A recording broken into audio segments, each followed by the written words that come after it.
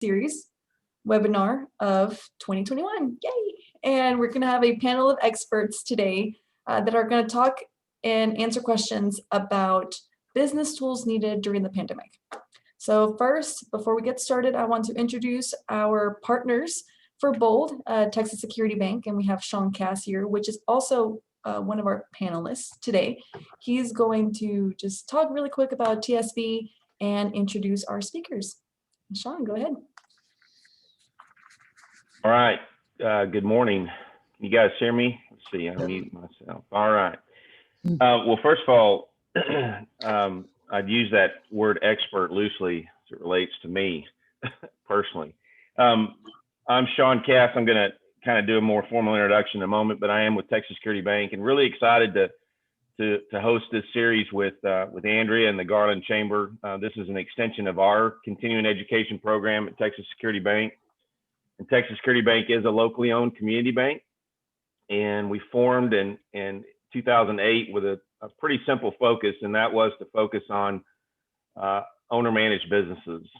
We don't get caught up in a lot of the other things that go on in banks. We really focus on business, and so when a business owner comes, they are our attention. All of our products and services are geared towards helping that business owner. And so part of that is our continuing education platform, which this, as I said, is an extension of, and just super excited to host the series and be here today. So with that, I'm going to get into the introductions, and Andrea provided me with some really good introductions for our other two panelists, but she didn't write mine. So I'm a little disappointed there, but Kimberly Lloyd will be on the panel with us today.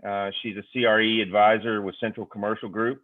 And prior to joining Central Commercial Group, CCG, as a commercial real estate advisor, Kimberly over the last 22 years held positions with General Motors in the area of supply chain management, supervising a team with offsite warehousing and manufacturing.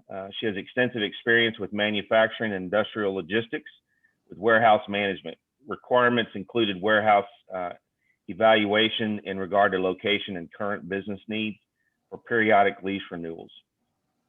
She's left that position for a career change in commercial real estate. She received her BBA in management. Kimberly believes in God first, family, and business. She's an active member of several Christian groups, attends church regularly, and serves in church, and she puts her customers' needs first. All right. Also joining us today is Glenn Bradley. Glenn is the founder of Big Hit Creative Group. Glenn, as I said, is the founder of this group, is an innovative executive in marketing professional experience in creative direction, cross-cultural team management, and business operations, highly skilled in project management and business development. He's trained high-producing sales teams with Fortune 500 companies. Beyond having over 20 years marketing and sales experience, Glenn has had a great love for the arts, Glenn has had a great love for the arts. Be careful how you say that, for the arts and design. After a couple of years as a nighttime radio personality, he began teaching martial arts and acting in film, appearing in shows such as Walker, Texas Ranger, Prison Break, and The Final Fight. While acting, Glenn teamed up with a group of creatives to form Big Hit Productions, now known as Big Hit Creative Group. Although his skill set is vast, he has always had a well-balanced love for both entertainment and business, working with some of the greatest people in the industry, both behind and in front of the cameras. Glenn has always said that show business is 50% show, 50% business, but 100% work. Glenn's practical life experiences and background has equipped him with the skills, determination, and focus to become a hands-on, results-oriented leader that strives for success for his team and his clients alike. Wow. All right. I'm going to sound pretty darn boring after that. So I do not have a written bio, but I am Shon Cass, Executive Vice President and founder, one of the founders of Texas Security Bank, as I mentioned, a locally owned community bank here in the Dallas-Fort Worth Metroplex. And, you know, that's probably the big story for me is I've been a banker for a long time, business owner, and had the opportunity with a group of passionate bankers and business owners to come together in 2008 and form a bank, which is really a unique experience. Not a lot of bankers get the opportunity to start their own bank. It was a lot of hard work, just like those of you that have started your business. We put capital at risk. We made sacrifices, and we did all that hopefully to achieve some success. And so it's been a great journey now. We're 13 years old. It's hard to believe that 13 years passed as quickly as it did. We came to Garland in 2011 and just super excited to be a part of this community. I lived in Garland.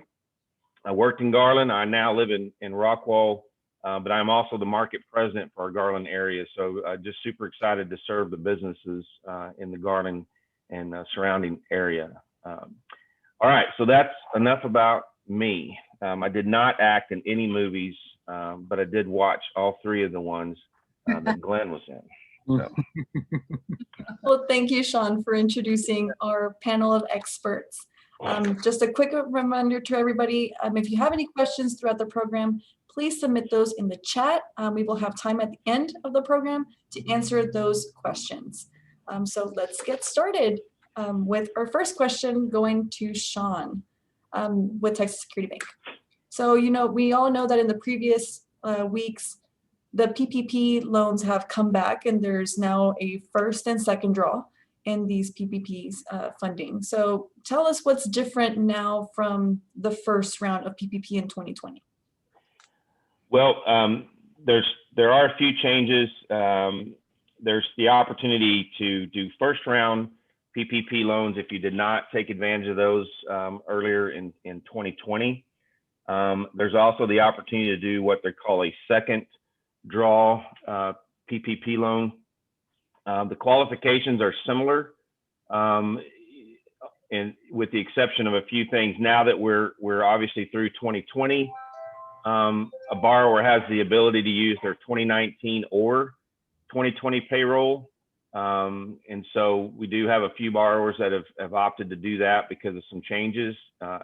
Helps increase their loan amount a little bit. Probably the biggest change in the second draw is that the loans are limited to $2 million, but you have to show a 25% reduction in sales in any particular quarter. And so a couple of things to keep in mind is we've had folks that are projecting that 25% over a non-financial quarter. So maybe instead of January, February, and March, they're doing February, March, and April. We did get some clarification that it does need to be a financial quarter. So it needs to be January through March, April, through June, so forth and so on. If the loan is less than $150,000, you're not required to provide any financial justification for that 25% reduction. Some banks are asking to see that. We are asking to see that. And although it's not required to process the application, we want to, our goal is not to just put money in your hands. Our goal is to make sure we put money in your hands that can be forgiven, right? Because really what a business owner doesn't want to get a PPP loan and then end up with a debt at the end of this process. And so we are requiring that folks kind of show us how they proved up that 25%, although it's not required. Let's see. The other big change is if you have a NACIS code that starts with 72, then instead of the 2.5 times your monthly payroll, you can apply 3.5 times that monthly payroll to increase that loan amount. I think that's probably the biggest changes. I was glad to see Laura Jones from our bank is on. She's my phone a friend if I get stuck with any of these questions. Those of you that have worked through this SBA process, including bankers, there's no shortage in SBA guidance. Their guidance is typically very long. I was kind of refreshing myself this morning. It was about a 150-page initial document that came out. But those are really the biggest changes, as well as the loan term is extended to 5 years. and the rate is 1%. But again, the goal, I think, with this program is to get the loan and get the loan forgiven.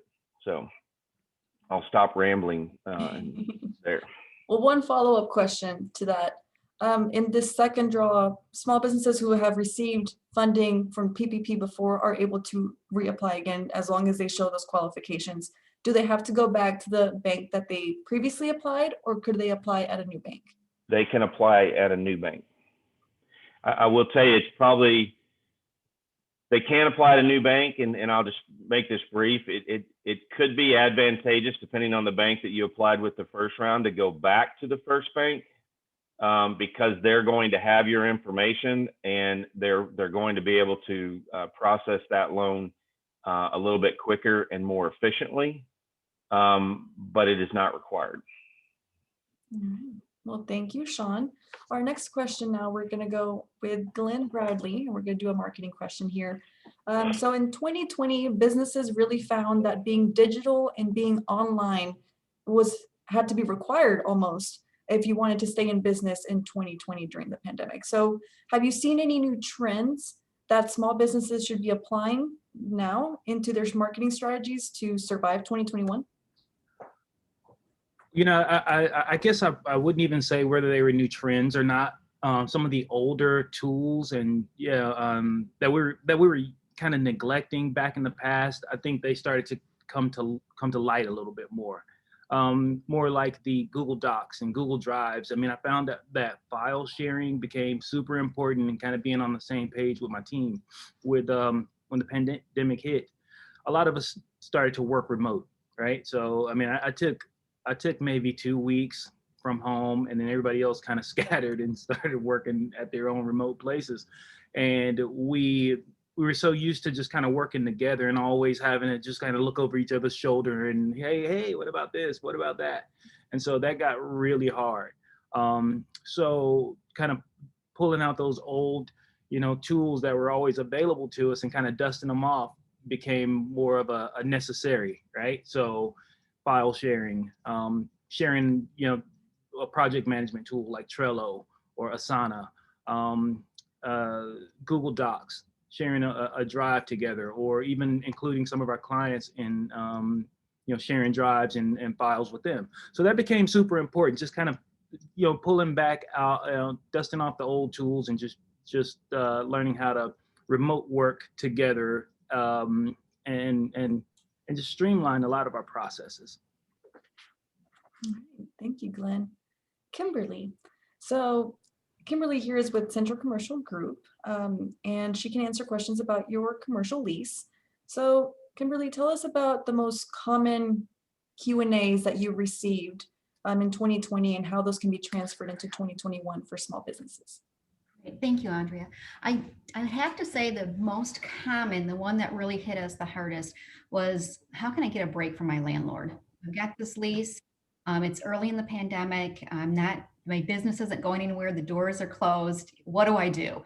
And so we were able to, landlords were really flexible in the beginning part, with getting rent breaks, abatements, doing all sorts of different things to help their tenants to stay. Because we know if they don't stay, then the tenant goes under, and then they have to replace them, and then COVID goes away, and here they have this vacant spot, they have to start over again. And so they wanted to keep them. And we really saw a lot of different combinations with landlords working with tenants, which was great. But we did also see on the flip side of that, if they gave them like free rent abatement, they wanted, that 3 months or the 6 months on the other end of the lease. Even though you got it free right now, it was on the other end.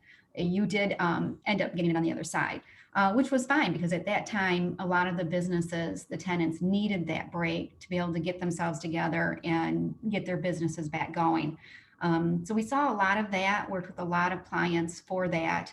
I would have to say for 2021, basically they've either survived by now or we've really seen closed doors. And you can see that when you walk all over. You're in town, you'll drive around, and even retail, where it once was, a full retail strip and you see vacancies throughout it, they either survived or they did not.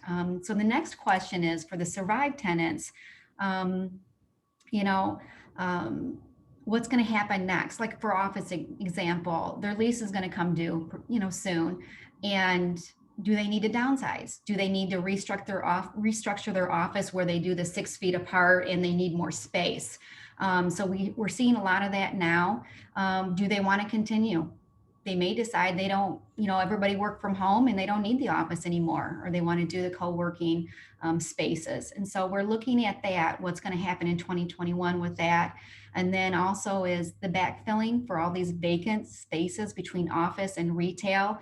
How is that going to go this year? So that's our main thing, is working with the tenant and the landlord and trying to come to a great compromise. So you would be able to help our small businesses do that, like really communicate within the landlord and themselves with their lease? Yep, a lot of times we did that. Sometimes the tenant and the landlord maybe knew each other for years, and they would call us or call me because I'm in a group. And we would say, if you know your landlord really well, the first thing is give them a call, because they have everyone else doing the same thing. What are they doing? And then, we'll step in and we'll help. Whatever you need. Are you trying to get things together to where you only need so many people in there? Or, what is your situation? How much time do you need? Like dental offices. I had one with a dental office, and they were trying to figure out, how do they do the mask and their patients, and they have to wait outside. And so it took them a while to get it together. So they just needed some time. And then they just had it on the other end. And so it was an easy one to negotiate. Thank you, Kimberly. And back to Shon. As businesses prepare to what's to come in 2021, since we're not sure how long the pandemic is going to be here with us, what should a business owner look to prepare in their financials or in their books? So, I thought about that. I've got a couple answers, and one, not to be tongue in cheek, is they need to have financials. If you're not preparing financial statements, you need to be preparing financial statements. There's a lot of tools out there that even for small business owners are available and easy to use that helps you get a broader picture of what's going on with your business.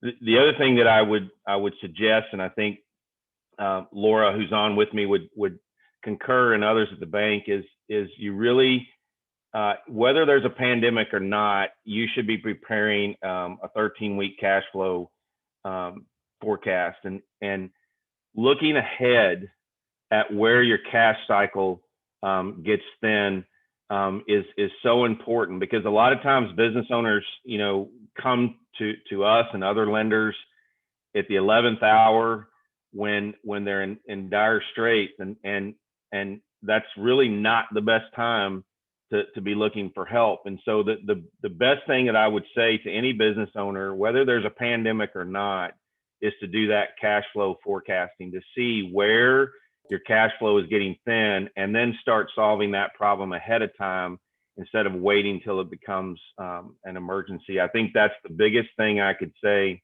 from the financial standpoint, is you've got to be looking ahead to see where the cash flow runs into problems. Thank you, Shon. Glenn, so when it comes to social media, what are the benefits that you see of a small business owner having social media for their small business? And what about their content? What should they be posting? So first of all, the benefit is staying visible. As Kimberly said earlier, you can drive down the street, you can walk, and you see that the doors are closed. And so, social media helps you to stay visible. First of all, you can tell the status of what's going on with your business. So I think that if you're not being social and you're not talking to your customer and you're not communicating with your community, then you look. It looks, something looks at, like it's happening. You're stagnant, is the business dead, or they shut down? So I think that it's beneficial to stay visible, just show what's going on, talk to your community, talk to your customers, communicate. And so I think that the benefit of social media is very much that, staying social. I had a client, and I can give you tons of case studies where, this is when business was okay for him, an insurance he was an insurance broker. He's like, I don't need it. I don't need social media. That's not for my business. And I was like, okay, so just try this test. Let's just run a few, maybe 3 posts a week, and let's do a few things. He's a friend of mine. He was okay with the post. I mean, the posts were great, obviously, but he was okay with it, right? But I was like, all right, so let's take it away. He's like, okay, so his customers started clicking and liking everything. And when we took the post away, for a couple of weeks, he's like, oh, Glenn, can we get them back? Let's do it again, because my friends and my customers, my clients, they all noticed that, they went away, and they were like, hey, what happened? Why'd you stop? So whether people respond to you or whether they engage or not, I still think it's important to do it because they see that you're still alive.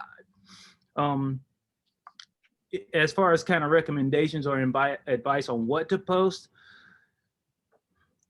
this is what I always say. Ask a survey, do a survey, ask all the questions, figure out what it is that your customer is interested in, right? What is your audience? What do they care about? What does your community care about? Jot all those questions down, answer them, and then create posts that are relevant to that. Answer those questions in posts. All right. And then you'll garner that engagement. You'll start that engagement. They'll ask you more questions, or they'll, run to your website and click, through to your article, your blog, or to your pages, your service pages. That would be my recommendation. Oh, that's a great recommendation. Thank you. Kimberly, so what steps can a business owner take to make sure that they are protected in their lease during these uncertain times? Well, we always say know your lease exclusively, just know your lease. But one of the things that we've noticed is the lease language. Many tenants are requesting now that their lease language now in there about rent breaks, rent abatement, lease cancellations, and regarding it towards a pandemic and putting it into that lease to help them. So if something does happen, they do have a route or something to help them with that lease. And along those same lines, we had heard in the beginning about force majeure with insurance and with, it's acts of God, and them also putting that into the lease. So that's the language of the lease. I would definitely say for a business owner to look over your lease, make sure you know it extensively before you sign, have an expert look at it, always a lawyer, agent, someone to give you feedback, but also look at the lease language and negotiate in there to add things like rent breaks, rent abatement, all relating to if another future pandemic. I mean, we don't want to think about it like that, but if something else were to happen, to protect them. Oh, thank you. And this is a question for everybody, all of our panelists here. If there is one key tip that you want to give a business owner living during the pandemic, what would it be? Who wants to go first? I would have to say to be flexible. This too shall pass. Look into the future. We've gone through a lot, but now we have a vaccine, and we're now starting to see the light at the end of the tunnel. We're starting to see businesses pick up, businesses open, people get themselves together. But we also know, even with retail, with restaurants, the ones that were flexible, that did the curbside, that did other things, even the doctor's offices and stuff, they had the people wait in the cars and then come in individually, things like that. Being flexible will really keep your business afloat and going and keeping those customers and clients continuously coming in. And then I have to add one more thing too, is I've also seen people, basically this is an opportunity for growth. I have investors, and, be prepared. You might be able to take advantage of this opportunity and for growth, because this is now changing our market, especially with commercial real estate. And so this may create a big bounce back. Are you ready for that? Thank you.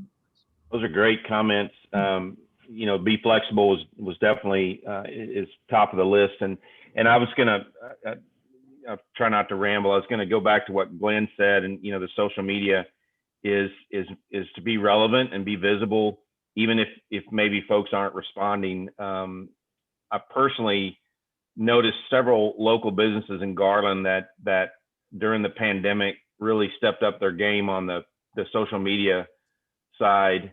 And I have to believe that it impacted their business because and I won't name names, but I live in Rockwall. One of those particular businesses is a restaurant, and there were several times where they posted things about their restaurant where I told my wife, we're going to Garland tonight to have dinner. I would not have probably done that had it not been for the social media post. So that stuff, it whether you think it's working or not, like Glenn said, it is working. People are noticing it. So anyway, let me get back in my lane and get out of the marketing lane. One tip is tough because I think, again, there's going to be books written about 2020, and I will not be the author of any of them. But as I said before, one, just know you've got to know your financials, and I think the pandemic probably drove that home for a lot of businesses. When things are good and money's coming in the door, you tend to get a little complacent and not really pay attention to the small details. And when you go into a pandemic or you go into any other type of downturn, that's when you really the little things really matter, right? And so I can just speak from a banking standpoint. I mean, we're no different than any of you that run your small business. We started looking at expenses. We started looking at the little things that were going out the door on a monthly basis that didn't really matter when things were good, but now, every penny adds up. The other thing I would say is the culture of your business. And while this may not be a financial concept, the culture of your business, whether you think you have a culture or not, you have one. Every business has a culture, and it's up to you to design that culture. And I think during the pandemic, businesses also, not on top of seeing financial strain and seeing strain of shutdowns, if you didn't have a strong culture, you might have started seeing some, a pandemic in itself inside of your business. So what I would say is communicate with your team. Make sure they understand your vision. Make sure that they understand what the direction of the business is, and communicate with them, right? A lot of business owners say, well, I don't want to concern my employees, so I don't want to say anything to them. Listen, they're not stupid. They already know. And so if you communicate with them and let them get on board with you and start rowing the boat in the same direction, you'll not only see progress during a pandemic, you'll see progress during a non-pandemic. So Absolutely. So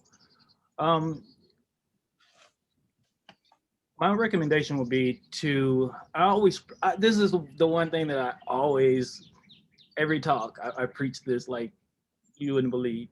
Make sure that you show up on directories. Back in the old days, in the 1900s and 2000s, we were fighting to be inside of the yellow pages or inside of ad pages or inside of some page, right? Well, now it's online directories. Go and look, Google your business, see how you show up. I promote this so much that we have a tool even on our website.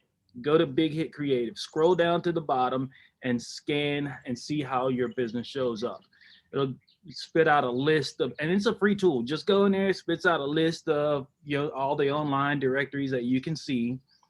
And it shows you how you show up. Do you show up on Waze?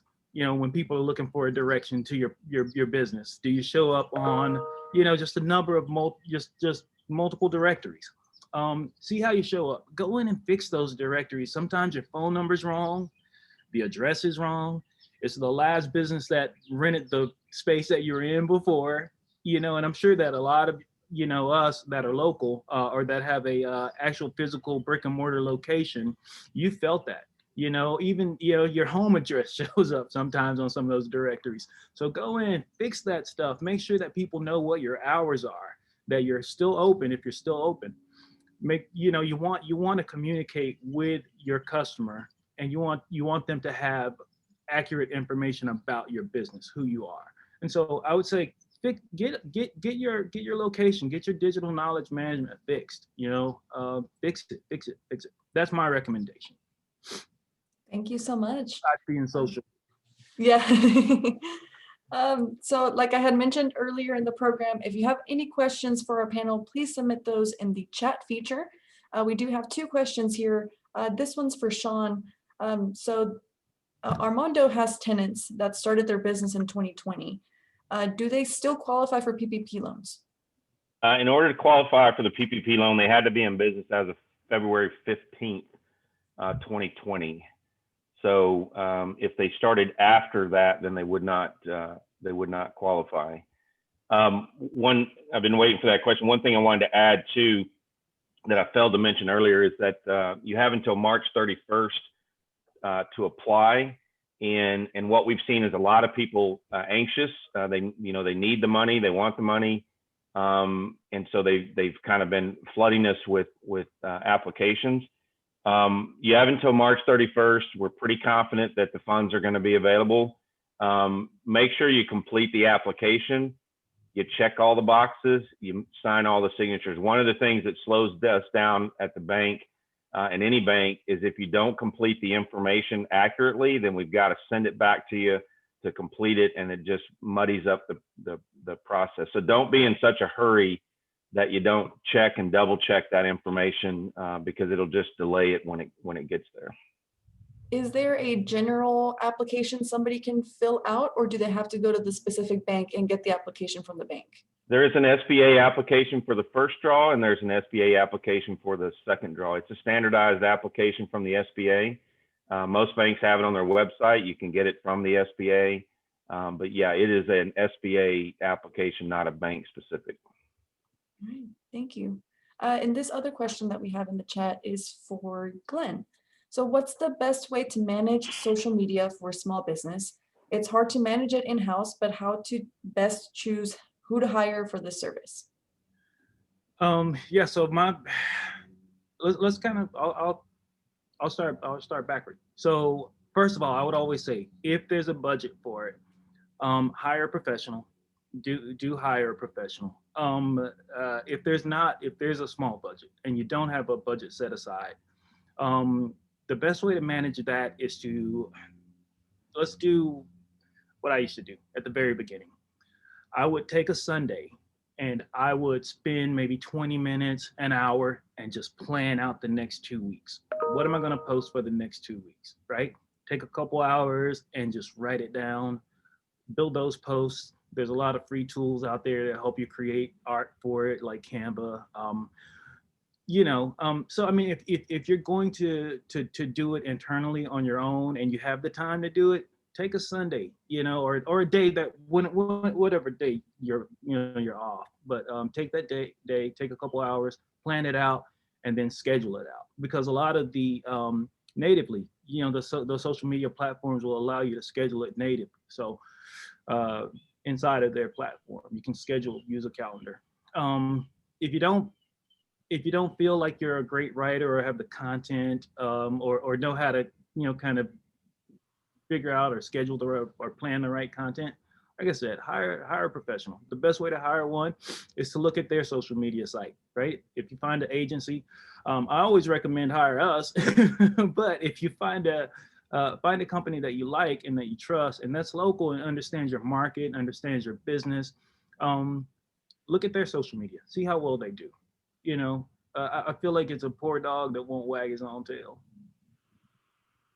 And then that's pretty much how you pick one. You just look at how good they look, what they're doing, and if their values, I guess, and your agency and your company and their agency kind of align. That's usually a good way to measure that or to gauge, whether that's the right company for you. All right, thank you. Well, I don't see any more questions in the chat. Again, we're going to keep that open. So if you have a question, please submit that in there. To our panelists, is there anything else that we might have missed? Is there anything else that's important for our small businesses to know?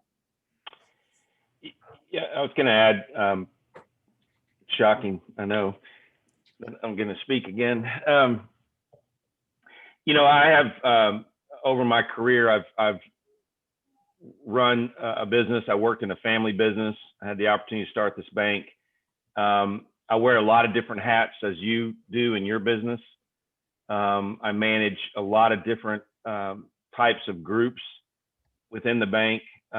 One of which that I manage is our service team, and I am, I guess, what you would call the service champion of the bank. So what I would say to you guys, and this is not anything you don't know, but service is important, right? The way you treat your customers is important. And I think a lot of times we think we're giving good customer service, but it's important to test that. It's important to survey that, pay attention to what your employees are doing and how they're serving your clients. As a business owner, I take a lot of pride in the way that my clients are serviced, right? It's an extension of myself and I take it personally. But when I go to businesses as a consumer, it does sometimes amaze me how they treat their customers, and especially in a time of a pandemic when people are choosing to come to your business. It's really important that you deliver a great level of service if you want them to come back. And so I'm this little philosophy, I guess, philosophical, but it's really, it is important. And throughout my career, it's a differentiator. It's always been a differentiator for the organization, is how well we serve our clients. So.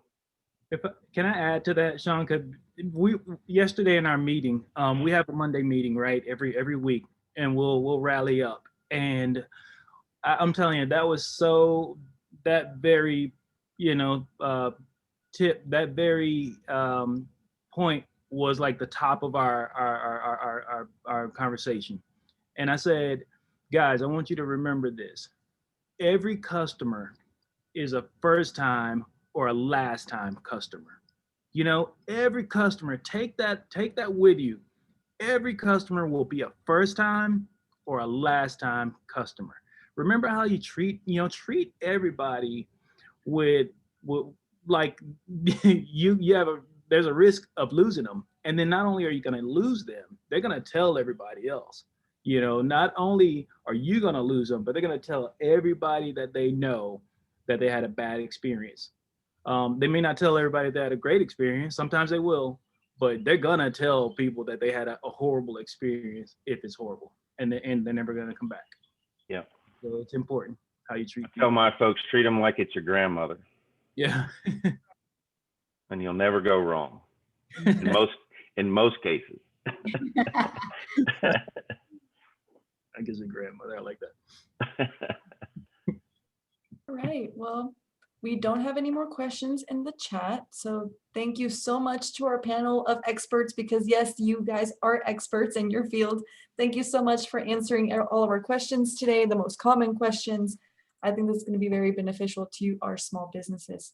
So thank you. A reminder to everybody, we do have a recording of this. So later today, I will be sending this recording out to you so that you are able to reference it at any point during your day, during the month, whenever you need it. We will always have this recording available to you. Just a few reminders from the Garland Chamber. We are hosting our 89th annual banquet this Thursday, January 28th. So if you're interested in attending, please sign up for that. That is from 10:30 a.m. to noon. We will also have a sneak peek of our Garland Guide 2021 edition. So if you're interested in seeing that, please join us. And also, if you include it with your registration, you will get a $15 e-gift card to a local establishment. So let's support our small businesses, and please join us for the annual banquet. Another event that we have going on is our legislative briefings. This is something new that the Chamber is doing. There is a legislative session going on in Austin this year. So if you want to know what our legislators are doing for you, please join us for those. We will have them February, March, and April. So we will have those dates on our website as well. And our next Bold Speaker Series event is on February, I believe, 23rd of February 23rd. We're going to have Ryan Cole with Lane Gorman Trubit join us as our speaker. He's going to talk about how this COVID funding affects your taxes. So if you have any questions on that, please join us. Again, Bold Speaker Series webinars are free. So please tell your friends, other small business owners, anybody that you think will benefit from this, have them register. Hey, Andrea. Yes. I'm sorry. One more quick thing. Those of you that know me are not shocked. Hey, because PPP is such a relevant topic, I just want to put out there, I'm happy to answer any questions. My contact information it will be available when Andrea sends out. Even if you're not doing the loan with me, I will offer up the ability to answer any questions. I know some of the banks are difficult to get a hold of. I'm happy to do that the best that I can. I would also, in true social media form, refer you to our website at texassecuritybank.com. We've got some great information there, as well as in our LinkedIn and other social posts. So not a plug, just an offer to help where I can if you've got some questions. Thank you so much, Shon. And I will be including our panel's contact information in that email with the recording as well. So if you have any questions for them, please feel free to reach out to our panel of experts. But if you have any more any more questions and you want more information, you can always go to www.garlandchamber.com for any questions, and you can always email me, andrea.hernandez@garlandchamber.com. But everybody, thank you so much for joining us. This concludes our event. Everybody have a great day. Thank you. Thanks, guys. Thanks, Kimberly and Glenn. Thank you. Have a great one.